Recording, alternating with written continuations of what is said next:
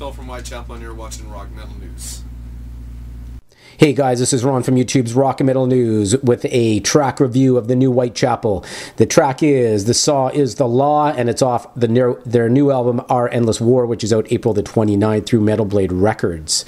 I've listened to this song now about 10 to 15 times, and I'm a big Whitechapel fan. The jury is still a little bit out with this one on me because of the difference in the sound that this is kind of bringing to me. It's got a more of a gent feel to it, and it has a little bit more of the vocals. I don't know, there seems to be either a layering effect or a vocal effect on them that's a little different than the usual Phil sound from Whitechapel.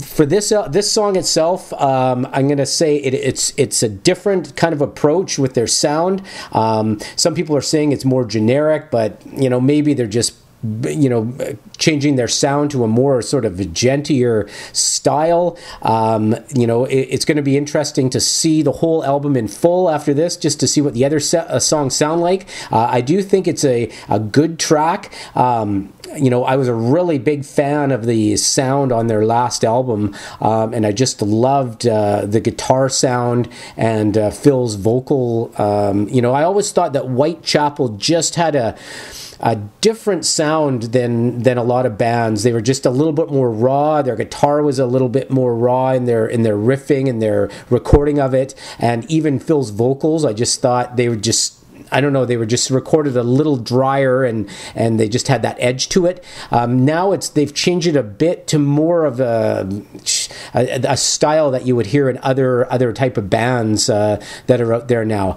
So not saying it's good or bad. It's just different for them. I love the part in the song at probably 1 minute 50 in where they do that guitar sound that has that real cool Whitechapel riff sound. Really enjoyed that. I thought the guitar solo was killer in it.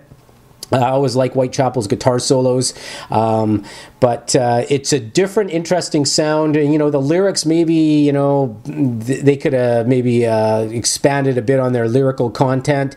But right now, I'm going to put this one a bit on hold. I'm going to say I like the track, but it's going to be really interesting to see what's coming up with the new Whitechapel, listening to the full album. I have a real anticipation for this album, so should be interesting to see what the other songs sound like as well. This is Ron from YouTube's Rock and Metal News. Thanks for tuning in.